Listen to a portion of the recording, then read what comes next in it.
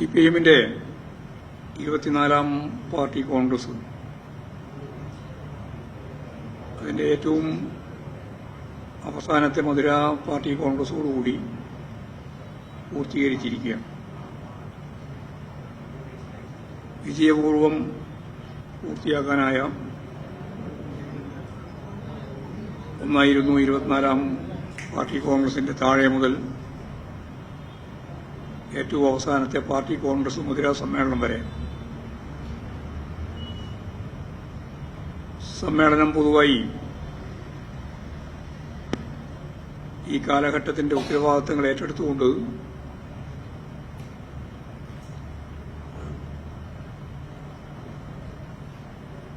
സാർവദേശീയ തലത്തിലുള്ള തീവ്ര വലതുപക്ഷ നിലപാടുകളും അതിന്റെ ഭാഗമായി ട്രംപിനോടൊപ്പം ചേർന്ന്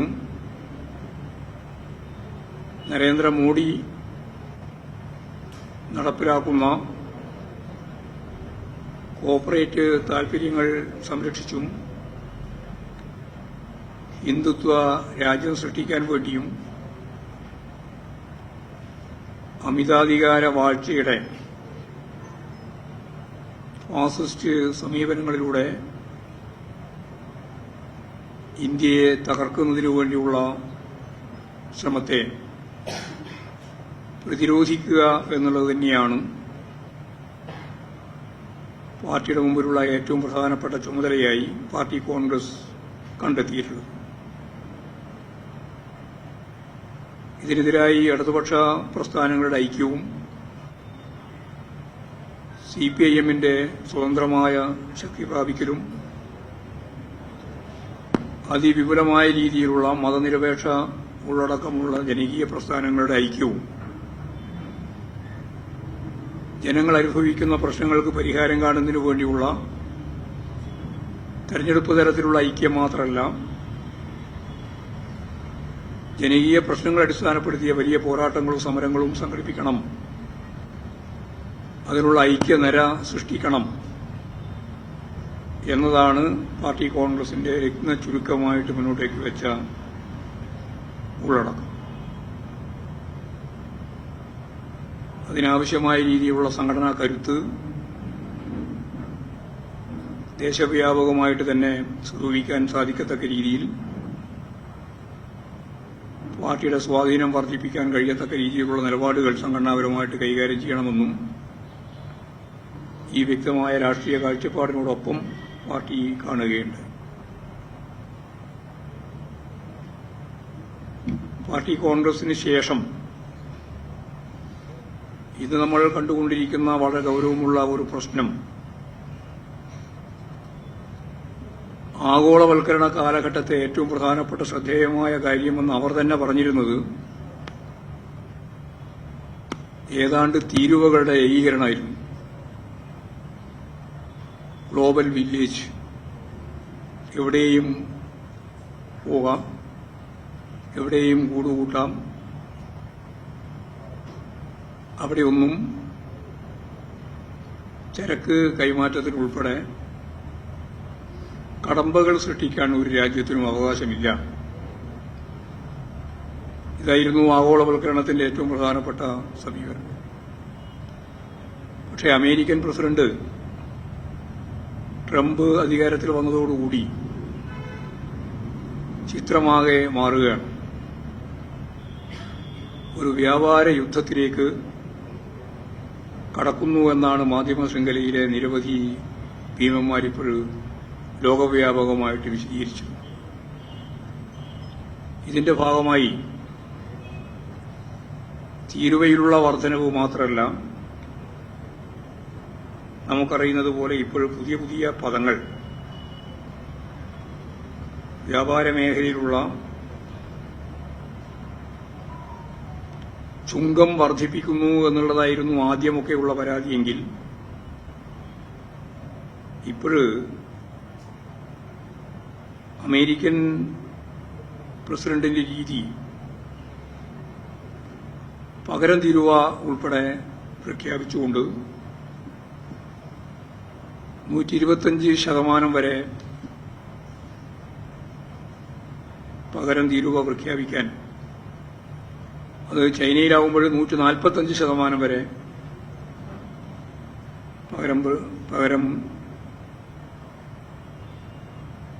ഇപ്പോൾ തീരുവ പ്രഖ്യാപിച്ച് കഴിഞ്ഞിരിക്കുകയാണ്. സമ്മർദ്ദത്തിന്റെ ഭാഗമായിട്ട് അല്പം സാവകാശം ചൈനയൊഴിച്ചുള്ള രാജ്യങ്ങൾക്ക് ലഭിക്കുമെന്നാണ് ഇപ്പോൾ പറയുന്നത്. ഇങ്ങനെയുള്ള കാര്യം ഇന്ത്യൻ സമ്പദ് വ്യവസ്ഥയെ തന്നെ ബാധിക്കുന്ന ഗൌരവതരമായ പ്രശ്നമായിട്ട് മാറിയിട്ടും വ്യാപാര യുദ്ധത്തിലേക്ക് നീങ്ങുന്ന ട്രംപിന്റെ ഈ തീവ്ര വലതുപക്ഷ നിലപാടിനെതിരായി ഇന്ത്യൻ ഭരണവർഗത്തിന്, പ്രത്യേകിച്ച് നരേന്ദ്രമോദിക്ക്, ഒരക്ഷരം പോലും മറുപടി പറയാനാവാത്ത വിധേയത്വം അത് ഇന്ത്യൻ സമ്പദ് വ്യവസ്ഥയെ തന്നെ തകർക്കുന്ന തലത്തിലേക്ക് നീങ്ങുന്നു എന്നുള്ളതാണ് രാഷ്ട്രീയ നിരീക്ഷകരുൾപ്പെടെ ഇപ്പോഴും ചൂണ്ടിക്കാണിച്ചുകൊണ്ടിരിക്കുന്ന പ്രധാനപ്പെട്ട കാര്യം. ദൂരവ്യാപകമായ ഫലമുളവാക്കുന്ന ഇത്തരം സാമ്പത്തിക നയങ്ങൾക്കെതിരായി ലോകത്ത് പുതിയ അണിചേരലുണ്ടാവുമെന്ന കാര്യത്തിൽ യാതൊരു സംശയമില്ല. യൂറോപ്യൻ യൂണിയൻ ഉൾപ്പെടെ ഇത്തരത്തിലുള്ള നിലപാടുകൾക്കെതിരായി പരസ്യമായി രംഗത്ത് വന്ന ചിത്രമാണ് നമ്മൾ കാണുന്നത്. അപ്പോഴും നരേന്ദ്രമോദി ഇതിനെതിരായിട്ട് ഒരു അക്ഷരം പറയാൻ കൂട്ടാക്കുന്നില്ല എന്നുള്ളതാണ് വളരെ ഗൌരവമുള്ള മറ്റൊരു പ്രശ്നം. ക്രൂഡ് ഓയിലിന്റെ വില അതിന്റെ സമീപകാല ചരിത്രത്തിലൊന്നും ഇല്ലാത്ത രീതിയിൽ വില കുറഞ്ഞപ്പോഴും ഗ്യാസിന്റെ വില 50 രൂപ വർദ്ധിപ്പിച്ച കേന്ദ്ര ഗവൺമെന്റിന്റെ നിലപാട് ജനങ്ങളുടെ ജീവിതത്തോട് എങ്ങനെയാണ് ഈ ഗവൺമെന്റ് പുതിയ ദുരിതം കെട്ടിവെച്ചുകൊണ്ട് ഇടപെടുന്നത് എന്നുള്ളതിന്റെ തെളിവായിട്ടാണ് നമുക്ക് കാണാനാവുക. ജനജീവിതം ദുസ്സഹമാക്കുന്ന രീതിയിലുള്ള നിലപാടുകൾ സ്വീകരിച്ചുകൊണ്ടാണ് കേന്ദ്ര ഗവൺമെന്റ് ഓരോ ദിവസവും മുന്നോട്ടേക്ക് നീങ്ങുന്നത് എന്നുള്ളതും പ്രതിഷേധാർഹമായ ഇപ്പോഴും വളരെ വലിയ രീതിയിലുള്ള പ്രതിഷേധം സ്ത്രീകൾ ഉൾപ്പെടെ കേരളത്തിൽ സജീവമായിട്ട് വന്ന ഒരു ഘട്ടം. പ്രതിപക്ഷ സർക്കാരുകളെ ദുർബലപ്പെടുത്തുന്നതിനായി ഗവർണർമാരെ ഉപയോഗപ്പെടുത്തി ബിജെപി മുന്നോട്ടേക്ക് വെച്ച അതിന്റെ രാഷ്ട്രീയ ഇടപെടലുകൾ അതിന് ശക്തിയായ തിരിച്ചടിയാണ് സുപ്രീം കോടതിയുടെ വിധിയിലൂടെ ഇപ്പോഴും ഉണ്ടായിട്ടുള്ളത്. ഇന്ത്യയുടെ ഫെഡറൽ സംവിധാനത്തെ തകർക്കുന്ന നിലപാടുകൾക്കെതിരായുള്ള സുപ്രീം കോടതിയുടെ വിധി ആശാവഹമായ ഒന്നാണ്. സംസ്ഥാന നിയമസഭ രൂപം കൊള്ളുന്നത് ജനങ്ങളുടെ തെരഞ്ഞെടുപ്പിലൂടെയാണ്. അത് അംഗീകരിക്കുകയാണ് ഗവർണർമാർ ചെയ്യേണ്ടത് എന്ന സുപ്രീം കോടതിയുടെ വിധി ഫെഡറൽ തത്വം ഉയർത്തിപ്പിടിക്കുന്നതിന്റെ ഏറ്റവും പ്രധാനപ്പെട്ട ഒരു ഉദാഹരണം കൂടിയായിട്ട് മാറുകയാണ്. ഗവർണർ, നിരവധി സംസ്ഥാനങ്ങളിലെ ഗവർണർ, പ്രത്യേകിച്ച് തമിഴ്നാട് ഗവർണർ പിടിച്ചുവെച്ച 10 ബില്ലുകളും സുപ്രീം കോടതി ഇടപെട്ട് നേരിട്ട് സുപ്രീം കോടതി പാസാക്കി കൊടുത്തത്, ഗവർണറുടെ ഒപ്പേ വേണ്ട, നേരിട്ട് പാസാക്കി കൊടുത്തത് ഇന്ത്യയുടെ നിയമചരിത്രത്തിലെ സുപ്രധാനമായ ഒരു അധ്യായമാണ്.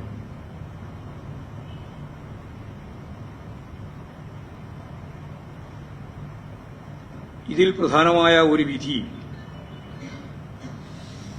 സംസ്ഥാനത്തെ സർവകലാശാലകളുടെ ഉയർന്ന പദവി ചാൻസലർമാരെ നിയമിക്കുന്നതുമായിട്ട് ബന്ധപ്പെട്ട് കൂടിയാണ്. ഇതുപ്രകാരം ഗവർണർക്ക് തമിഴ്നാടിനെ സംബന്ധിച്ചിടത്തോളം മുഖ്യമന്ത്രി എം.കെ. സ്റ്റാലിൻ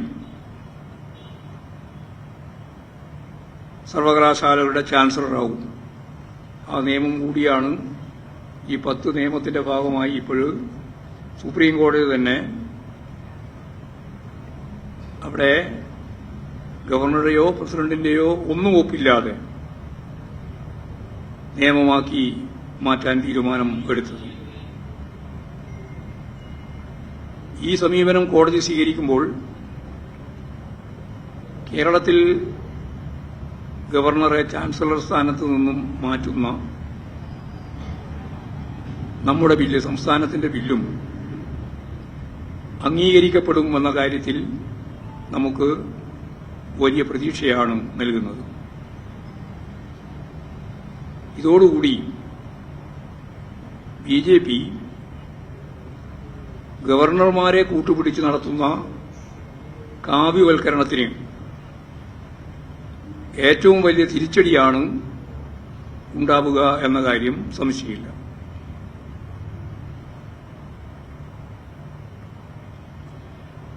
തമിഴ്നാടിന്റെ കേസിൽ വിധി പറഞ്ഞ justice J V. Pardiwala, justice R. Mahadev എന്നിവരുടെ ബെഞ്ചിലേക്ക് കേരളത്തിലെ ഹർജി ലിസ്റ്റ് ചെയ്യണമെന്ന ആവശ്യം കേരളം ഉന്നയിച്ചു കഴിഞ്ഞിരിക്കുകയാണ്. ഈ വിധി കേരളത്തിനും ബാധകമാകണമെന്ന കേരളത്തിന്റെ വാദത്തിൽ ചീഫ് ജസ്റ്റിസിന്റെ തീരുമാനം വരാൻ പോവുകയാണത് ശ്രദ്ധേയമായിരിക്കുമെന്ന കാര്യത്തിൽ സംശയമില്ല. ഇതോടൊപ്പം തന്നെയാണ് കേരളത്തിലെ മാധ്യമങ്ങളും ബൂർഷ്വാ രാഷ്ട്രീയ പാർട്ടികളും കേന്ദ്ര ഏജൻസികളെ ഉപയോഗപ്പെടുത്തി പ്രതിപക്ഷ സർക്കാരുകളെയും നേതാക്കളെയും തകർക്കുക എന്ന കേന്ദ്ര സർക്കാരിന്റെ രാഷ്ട്രീയ നിലപാടുകൾ കൈകാര്യം ചെയ്തുകൊണ്ടിരിക്കുന്നത്. അതിന്റെ ഏറ്റവും അവസാനത്തെ തുടർച്ചയായിട്ട് ഉപയോഗിച്ചുകൊണ്ടിരിക്കുന്ന ഒന്ന് തന്നെയാണ് എക്സലോജിക്കുമായിട്ട് ബന്ധപ്പെട്ട കുറ്റപത്ര സമർപ്പണവുമായിട്ടുള്ള കാര്യം. കേരളത്തിലെ മാധ്യമങ്ങളും വലതുപക്ഷ രാഷ്ട്രീയ ശക്തികളും ബി.ജെ.പിയും രാഷ്ട്രീയ ഗൂഢാലോചനയുടെ ഭാഗമായാണ് ഇത് കെട്ടിപ്പൊക്കുന്നത് എന്നത് എല്ലാവർക്കും വ്യക്തതയുള്ള ഒരു കാര്യമാണ്. എക്സലോജിക്കിനെ എന്തിനാണ് വലിച്ചിഴക്കപ്പെടുന്നത് എന്ന കാര്യം സൂക്ഷ്മമായിട്ട് പരിശോധിച്ചാൽ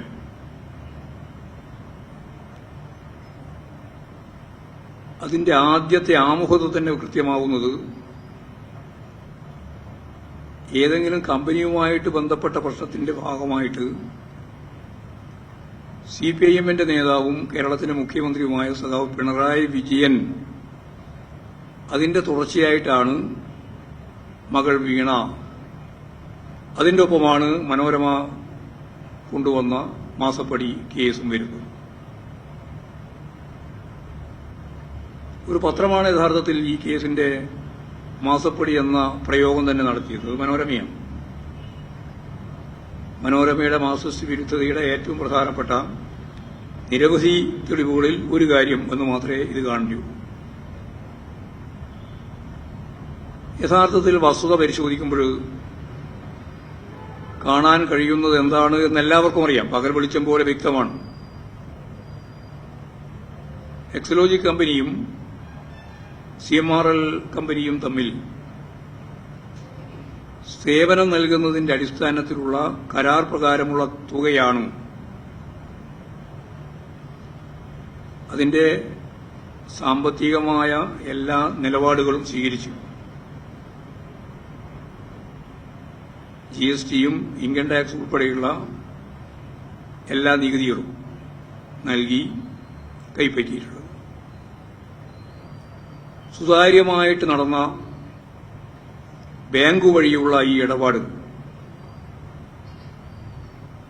നേരത്തെ പറഞ്ഞതുപോലെ എല്ലാ നികുതികളും അടച്ച രേഖകളും ഇക്കാര്യത്തിലുണ്ട്. അപ്പോൾ സുതാര്യമായി രണ്ട് കമ്പനികൾ തമ്മിൽ നടന്ന ഇടപാടുകളാണ് തെറ്റായ രീതിയിൽ മുഖ്യമന്ത്രിയുടെ പേരുപയോഗിച്ച് സഖാവ് പിണറായി വിജയന്റെ മകളായിപ്പോയി എന്നുള്ള കാരണം കൊണ്ട് അതിലേക്ക് വലിച്ചിഴക്കുന്ന രാഷ്ട്രീയ പ്രേരിതമായ നിലപാട് സ്വീകരിച്ചത്. അപ്പോൾ സ്വാഭാവികമായിട്ടും ഇത്തരത്തിലുണ്ടാവുന്ന കാര്യങ്ങൾ രണ്ട് കമ്പനികൾ തമ്മിലുള്ള പ്രശ്നം അല്ലെങ്കിൽ കമ്പനികൾ ബന്ധപ്പെട്ട പ്രശ്നം കൈകാര്യം ചെയ്യുന്നതിന് കമ്പനി നിയമമനുസരിച്ച് തന്നെ കൃത്യമായ നിലപാടുകൾ സ്വീകരിക്കേണ്ടുന്നതിന്റെ രീതിയുണ്ട്. എല്ലാവർക്കും അറിയുന്ന കാര്യം തന്നെയാണത്. അതിനടിസ്ഥാനപ്പെടുത്തിയുള്ള പരാതികൾ പരസ്പരം കൈമാറുന്ന നിലയും നമ്മൾ കണ്ടിട്ടുള്ളതാണ്. ആദായ നികുതി സെറ്റിൽമെന്റ് ബോർഡ് എല്ലാ നിയമപരിരക്ഷയും CMRL നൽകി പ്രോസിക്യൂഷൻ നടപടിയിൽ നിന്ന് ഒഴിവാക്കുകയും ചെയ്തു എന്നുള്ളതാണ് കാണേണ്ട ഏറ്റവും പ്രധാനപ്പെട്ട കാര്യം. അവിടെ യഥാർത്ഥത്തിൽ കാര്യം അവസാനിക്കേണ്ടതായിരുന്നു. അവിടെയാണ് മുഖ്യമന്ത്രിക്കെതിരായി രാഷ്ട്രീയ പ്രേരിതമായിട്ട് ഈ കേസിനെ രൂപപ്പെടുത്താൻ വേണ്ടിയുള്ള രാഷ്ട്രീയ ഗൂഢാലോചന അരങ്ങേറുന്നത്.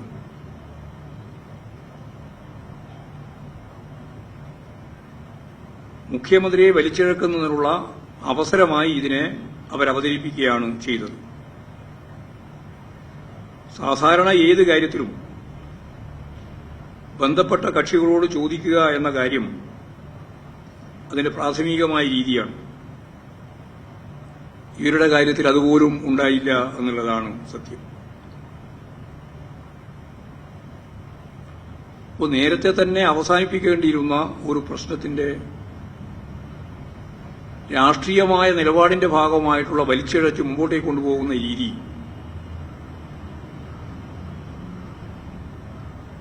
അത് രാഷ്ട്രീയമായ കാഴ്ചപ്പാടോടുകൂടി തന്നെയാണ് രൂപപ്പെട്ടത് എന്ന കാര്യം സത്യസന്ധതയോടുകൂടി കാര്യങ്ങൾ മനസ്സിലാകുന്ന എല്ലാവർക്കും അറിയാം. ഈ അവസരത്തെ ഉപയോഗപ്പെടുത്തി വിജിലൻസ് കോടതിയിൽ മൂവാറ്റുപുഴയിൽ ഗിരീഷ് എന്ന ഒരാൾ മുഖ്യമന്ത്രിക്കെതിരെ കേസെടുക്കണം എന്ന വാദം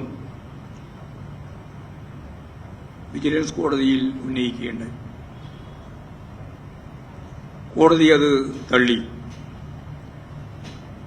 അതിന്റെ അപ്പീൽ ഹൈക്കോടതിയിൽ വന്നു. അതിന്റെ അപ്പീൽ ഹൈക്കോടതിയിൽ നടന്നുകൊണ്ടിരിക്കുന്ന ഘട്ടത്തിലാണ് SFIO അന്വേഷണത്തിന് PC ജോർജിന്റെ മകൻ ഷോൺ ജോർജ് കത്തുകൊടുത്തത്. ഇതെല്ലാം പരസ്പരം ബന്ധപ്പെട്ട് നിൽക്കുകയാണ്. കമ്പനീസ് ആക്ടിലെ സെക്ഷൻ 210, 211, 212 എന്ന വകുപ്പിന്റെ അടിസ്ഥാനത്തിൽ അന്വേഷണം നടത്തണമെന്നായിരുന്നു അദ്ദേഹത്തിന്റെ ആവശ്യം. ഞാൻ നേരത്തെ പറഞ്ഞതുപോലെ കോടതിയുടെ മുന്നിൽ നിൽക്കുമ്പോഴാണ് ഷോൺ ജോർജ് BJPയിൽ ചേർന്ന് അച്ഛനും മകനും ഡൽഹി പോയി 2024 ജനുവരി 31-ാം തീയതി അവർ BJPയിൽ ചേർന്നു. അന്ന് വൈകുന്നേരമാണ് കേന്ദ്ര സർക്കാരിന്റെ നിർദ്ദേശപ്രകാരം SFIO അന്വേഷണം പ്രഖ്യാപിക്കുന്നത്. അപ്പോൾ ഇങ്ങനെ വളരെ വ്യക്തമായ നഗ്നമായ രാഷ്ട്രീയ ഇടപെടലുകൾ നടത്തിക്കൊണ്ടാണ് ഈ കേസിന് ആയുസ് നീട്ടിക്കൊടുക്കുന്നതിന് വേണ്ടിയുള്ള നിരവധിയായ ഇടപെടലുകൾ ഉണ്ടായത്.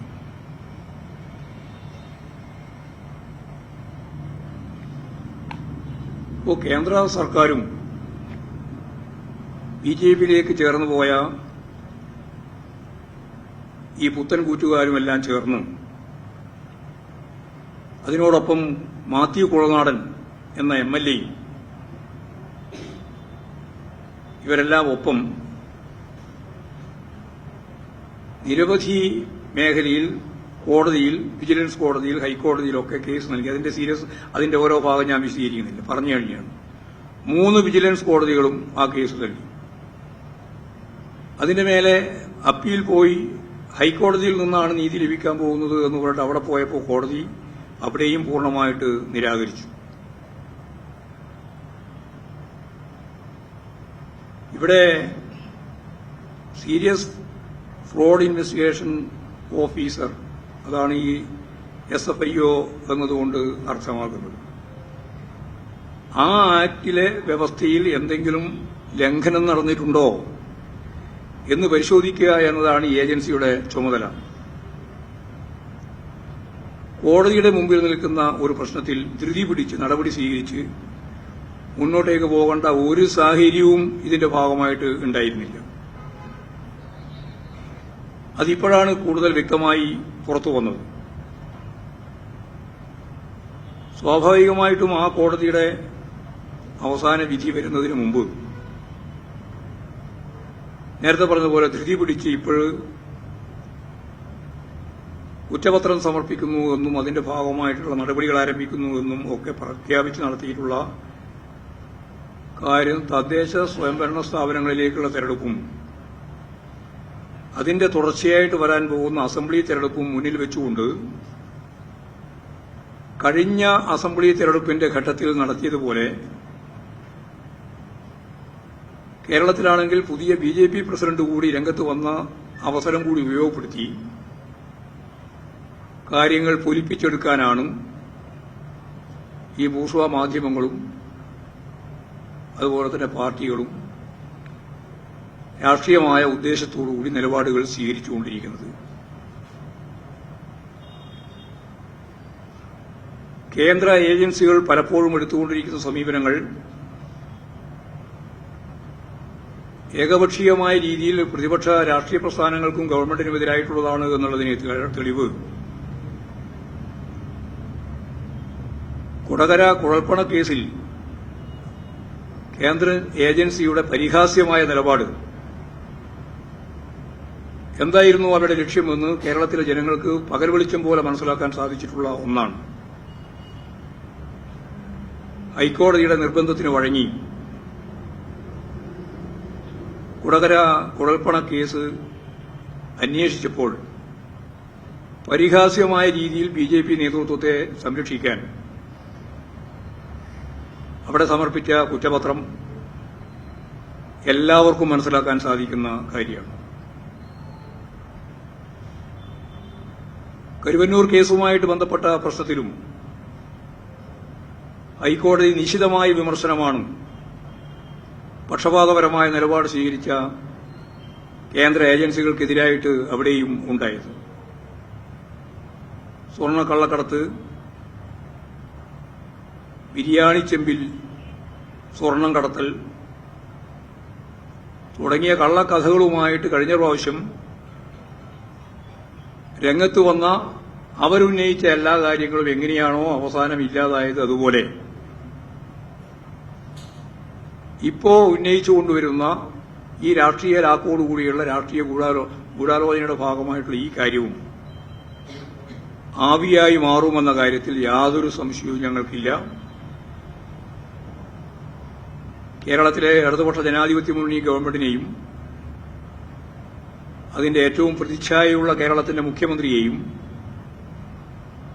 തകർക്കുന്നതിനു വേണ്ടി രാഷ്ട്രീയമായ ഉദ്ദേശത്തോടുകൂടി ഇപ്പോഴും വൻ പ്രചാരവേല നടത്തി കൈകാര്യം ചെയ്തുകൊണ്ടിരിക്കുന്ന ഈ പ്രശ്നത്തെ ഫലപ്രദമായ നിയമയുദ്ധത്തിന്റെയും അതുപോലെ തന്നെ രാഷ്ട്രീയ നിലപാടിന്റെയും ഭാഗമായിട്ട് കൈകാര്യം ചെയ്യാൻ ഇടതുപക്ഷ പ്രസ്ഥാനത്തിന്, പ്രത്യേകിച്ച് CPIM-ന് സാധിക്കുമെന്ന കാര്യത്തിൽ ഒരു സംശയവും നമുക്കില്ല.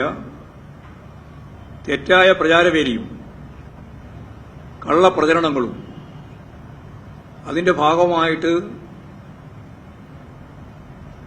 നമുക്ക് കാണാൻ സാധിക്കുന്നതുപോലെ കേന്ദ്ര ഏജൻസികളുടെ നിരന്തരമായ ശ്രമവുമെല്ലാം വീണ്ടും പരാജയപ്പെടാൻ പോകുന്ന ഒന്നായി തീരും എന്ന് മാത്രമേ ചൂണ്ടിക്കാണിക്കാനുള്ളൂ. മുഖ്യമന്ത്രിക്കും മകൾക്കുമെതിരായി അതിശക്തിയായിട്ട് രംഗത്ത് വന്ന ചില മാധ്യമങ്ങൾ CMR കമ്പനിയുടെ ചെലവായി ബന്ധപ്പെട്ട് മീഡിയ 16.43 കോടി ഉറുപ്പിക നൽകിയതായി കമ്പനി വ്യക്തമാക്കിയിട്ടുണ്ട്. അത് സംബന്ധിച്ച് ഒരൊറ്റ അക്ഷരം മിണ്ടുന്നില്ല. 16.43 കോടി. അതുപോലെ തന്നെ ടെമ്പിൾ എക്സ്പെൻഡിച്ചർ എന്ന് പറഞ്ഞിട്ട് 17.47 കോടി രൂപയുടെ കാര്യവും എടുത്തു പറയുന്നുണ്ട്. ഇത്തരത്തിൽ 73.38 കോടി സംബന്ധിച്ചുള്ള പരാമർശത്തെപ്പറ്റി ഒരു മാധ്യമവും ഒരക്ഷരം മിണ്ടാൻ കൂട്ടാക്കുന്നില്ല.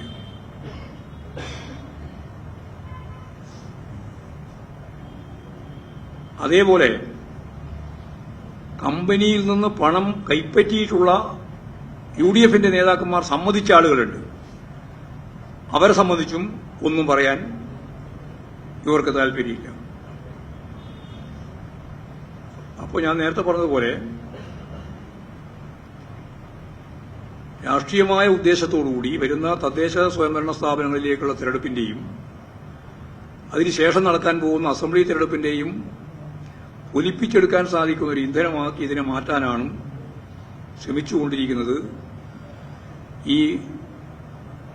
ഇതിന്റെ പിന്നിലുള്ള രാഷ്ട്രീയം ജനങ്ങൾ കൃത്യമായിട്ട് തിരിച്ചറിയും എന്ന് തന്നെയാണ് ഞാൻ പ്രതീക്ഷിക്കുന്നത്. കോടിയേരിയുടെ മകന്റെയും ഈ കേസിന്റെയും കാര്യം താരതമ്യം ചെയ്തുകൊണ്ട് ചില വാർത്താ മാധ്യമങ്ങൾ രംഗത്ത് വരികയുണ്ട്. ഇതിന് രണ്ടും രണ്ടായിട്ട് തന്നെയാണ് കാണേണ്ടത്. കോടിയേരിയെ പരാമർശിക്കാൻ വേണ്ടി കോടിയേരിയുടെ മകനെ ചിത്രീകരിച്ചതല്ല. കോടിയേരിയുടെ മകന്റെ പ്രശ്നത്തിൽ പാർട്ടി നിലപാടുണ്ട്, അതുപോലെ തന്നെ കോടിയേരിയുടെ നിലപാടുണ്ട്. അത് അവർ തന്നെ കൈകാര്യം ചെയ്യുമെന്നുള്ളതാണ്. ഇത് നേരെ മറിച്ചാണ്. പിണറായി വിജയൻ എന്ന കേരളത്തിലെ മുഖ്യമന്ത്രിയുടെ CPIM നേതാവിന്റെ മകൾ എന്ന പ്രയോഗത്തിലൂടെയാണ് ഈ കേസ് രൂപപ്പെടുത്താൻ തന്നെ ശ്രമിക്കുന്നത്. താരതമ്യം ചെയ്യാൻ സാധിക്കുന്ന ഒന്നാണ് എന്ന് ഇതിനെപ്പറ്റി പറയാൻ കഴിയുന്നത്.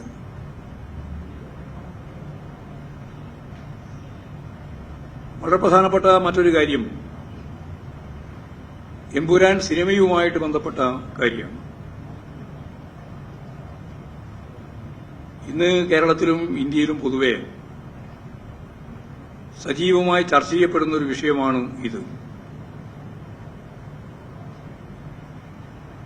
കേരളത്തിന്റെ സാംസ്കാരിക മേഖലയിൽ സംഘപരിവാർ ഇടപെടൽ എങ്ങനെയാണ് ഫാസിസത്തിലേക്ക് കടക്കുന്നത് എന്നതിന്റെ ഏറ്റവും പ്രധാനപ്പെട്ട തെളിവ് കൂടിയാണിത്. ഒരു സിനിമ സാധാരണ രീതിയിൽ പുറത്തിറങ്ങുന്നത് ഭരണഘടനാപരമായി അതിന്റെ സെൻസർ ബോർഡിന്റെ പൂർണ്ണമായ അംഗീകാരം നേടിയതിനു ശേഷം എന്ന് പറഞ്ഞാൽ നമ്മൾ കാണുന്ന ഒരു സിനിമയിൽ എന്തെല്ലാം ഭാഗങ്ങൾ അതിന് മുമ്പുണ്ടായിരുന്നു എന്നൊന്നും നമുക്ക് പറയാനാവുന്നതല്ല. സെൻസറിംഗ് പൂർത്തിയായതിനു ശേഷമാണ് അതിന്റെ സർട്ടിഫിക്കറ്റോടുകൂടി പുറത്തിറങ്ങുക.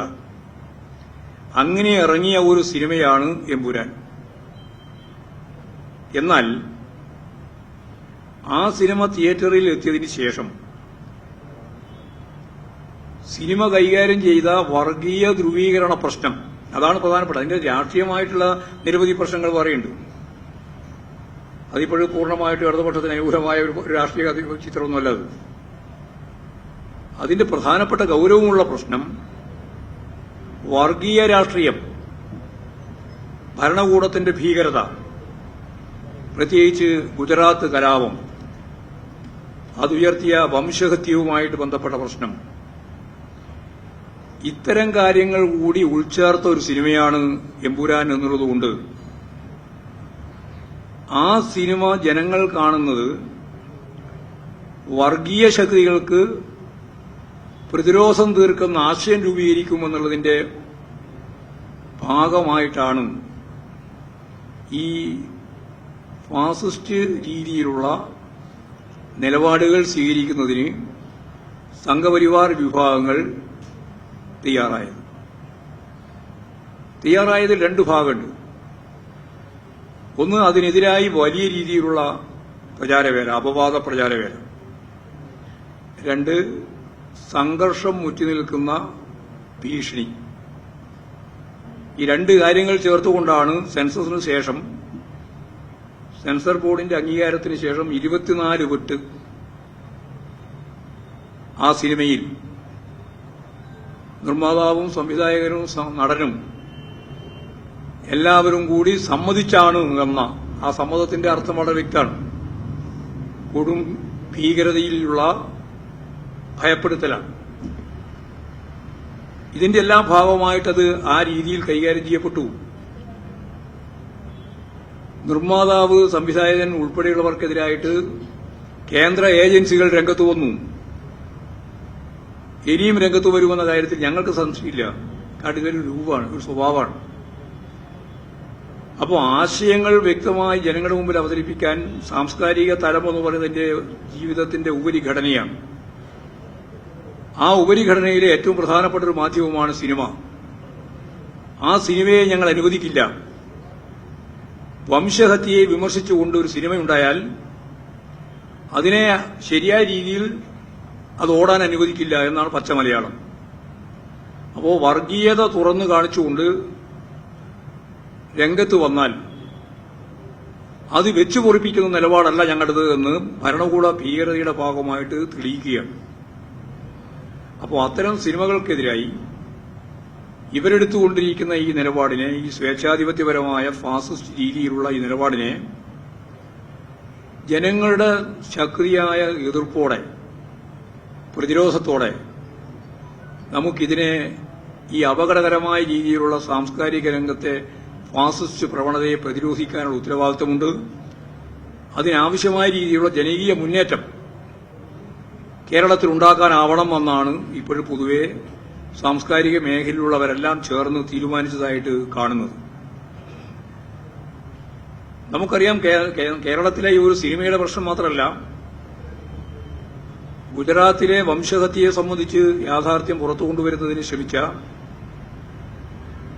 ഡോക്യുമെന്ററി തയ്യാറാക്കിയിട്ടുള്ള ലോകപ്രസിദ്ധ മാധ്യമമായ BBC-ക്കെതിരെ നടപടിയുമായി കേന്ദ്ര ഗവൺമെന്റ് മുന്നോട്ടേക്ക് വന്നത് നമുക്കറിയുന്ന കാര്യമാണ്.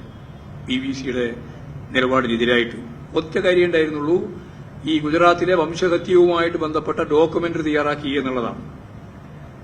കർഷക സമരം നല്ല നിലയിൽ ജനങ്ങളിൽ എത്തിച്ചതിന് നമുക്കറിയുന്നതുപോലെ പ്രബീർ പുഗാസയെ ജയിലിലടച്ച കാര്യവും നമ്മൾ കണ്ടിട്ടുള്ളതാണ്. ന്യൂസ് ക്ലിക്കിനെതിരായ നിയമ നടപടികൾ സ്വീകരിച്ചിട്ടുള്ളതിന്റെയും കാര്യം നമുക്കറിയാം. കോവിഡ് കാലത്ത് ഗംഗയിൽ ശവശരീരങ്ങൾ ഒഴുകി നടക്കുന്നുവെന്ന വാർത്ത പ്രസിദ്ധീകരിച്ചതിനാണ് ദൈനിക് സമാചാറിനെതിരെ കേന്ദ്ര ഏജൻസികളെ കൊണ്ട് നടപടി സ്വീകരിപ്പിച്ചിട്ടുള്ളത്. ഇത്തരം പ്രവണതകൾ മുമ്പേ തുടങ്ങിയിട്ടുണ്ട്.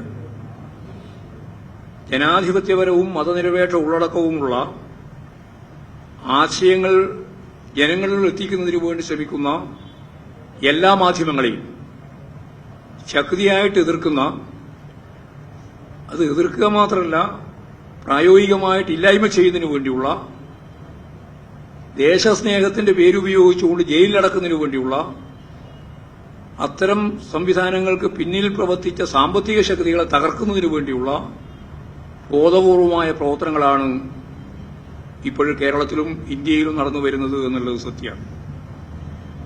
അപ്പോൾ അത്തരത്തിൽ സാംസ്കാരിക ജനാധിപത്യ മേഖലയിലുള്ള ഫാസിസ്റ്റ് പ്രവണതക്കെതിരെ കക്ഷി രാഷ്ട്രീയത്തിനതീതമായിട്ട് കേരളത്തിൽ രൂപപ്പെട്ടു വരുന്ന ഒരു പ്രതിരോധം ഫലപ്രദമായിട്ട് കൈകാര്യം ചെയ്യാൻ സാധിക്കണം എന്ന് തന്നെയാണ് ഞങ്ങളുടെ അഭിപ്രായം.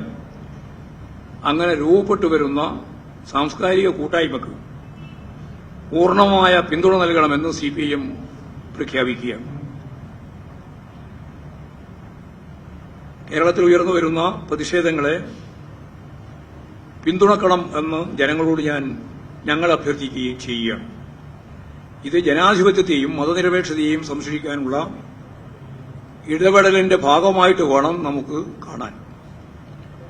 അപ്പോൾ ഇത്തരത്തിൽ വളരെ സങ്കീർണമായി കൊണ്ടിരിക്കുന്ന നിരവധി പ്രശ്നങ്ങളുടെ പശ്ചാത്തലത്തിലാണ് നമുക്ക് പ്രവർത്തിക്കേണ്ടിയിരിക്കുന്നത് എന്ന കാര്യം കൂടി ചൂണ്ടിക്കാണിക്കാൻ. ഇത്രയും കാര്യങ്ങളാണ് പറയാൻ.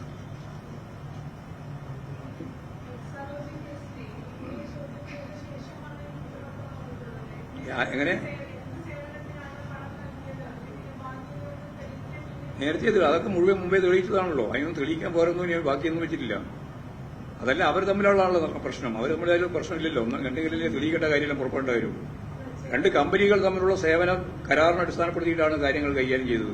ആ കമ്പനികൾ കൃത്യമായിട്ട് അത് അംഗീകരിച്ച് പോകുമ്പോൾ പിന്നെ വേറെ പുറത്തു നിന്നിട്ട് ആർക്കെങ്കിലും തെളിയിക്കേണ്ട കാര്യം വരുന്നില്ലല്ലോ. അപ്പോൾ അതൊക്കെ ബോധപൂർവം പ്രചരണം നടത്തുക എന്ന് മാത്രമേ ഉള്ളൂ. മാധ്യമങ്ങൾ നടത്തിക്കൊണ്ടിരിക്കുന്നതും അതുപോലെ തന്നെ ഭൂഷ രാഷ്ട്രീയ പാർട്ടികൾ നടത്തിക്കൊണ്ടിരിക്കുന്നതും ഒരുതരം രാഷ്ട്രീയ ഗൂഢാലോചനയാണ്.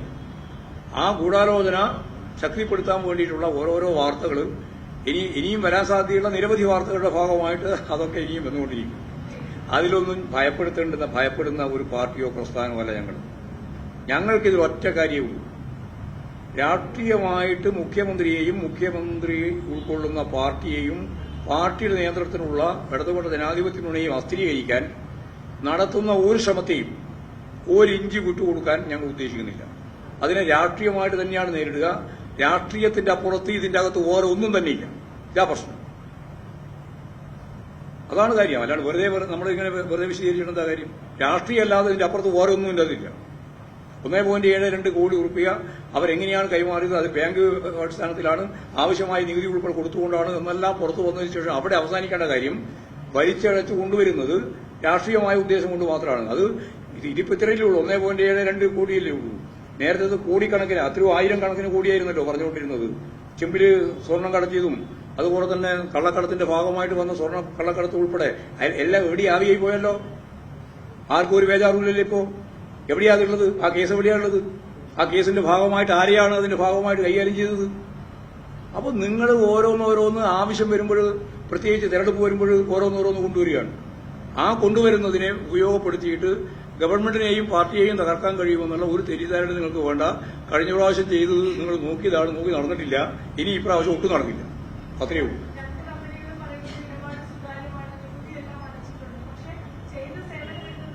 അത് അവർ തമ്മിൽ തീർക്കേണ്ട പ്രശ്നമാണ്. ഞാൻ നേരത്തെ പറഞ്ഞു, അവർ തമ്മിൽ തീർക്കേണ്ട കാര്യമാണ്. നമുക്കെന്താ പ്രശ്നം? അവർ എന്ത് സേവന കൊടുത്തിട്ടുള്ളതെന്നും എന്ത് സേവന കിട്ടിയിട്ടുള്ളതും അവരല്ലേ പറയേണ്ടത്. ഞങ്ങൾ ഇടപെടേണ്ട കാര്യമില്ല. പാർട്ടിക്ക് അതിൽ ഇടപെടേണ്ട കാര്യമില്ല. അതിലൊന്നും ഞങ്ങൾ കക്ഷിയല്ലല്ലോ. പാർട്ടിക്കെതിരായിട്ട് വരുന്ന രാഷ്ട്രീയ നിലപാടിനെയാണ് പാർട്ടി ശക്തിയായിട്ട് തീർക്കുന്നത്. അത് ഞാൻ നേരത്തെ പറഞ്ഞു. ഇനിയും അതിനെയാ പറയാനുള്ളത്. ആയില്ലേ?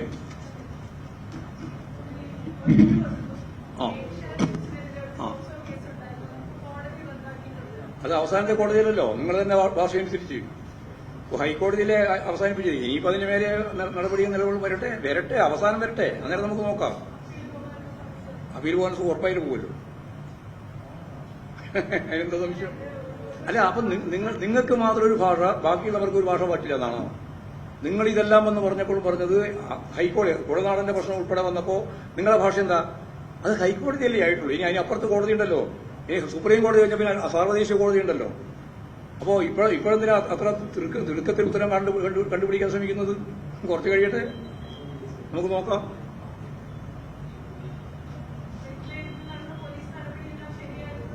എന്നൊന്നും ഞാൻ പറഞ്ഞിട്ടില്ല. എന്തിനും ഞാൻ ഇല്ലാതെ വായിക്കേണ്ട കാര്യമില്ല. എഴുതാപ്പുറത്ത് വായിക്കണ്ട. തെറ്റായിരുന്നു എന്ന് ഒരു കോടതി പറഞ്ഞിരിക്കുന്നു. ഇനിയിപ്പോ അടുത്ത കോടതി വരുമ്പോൾ എന്താ പറയുന്നത് പറയാൻ പറ്റില്ലല്ലോ.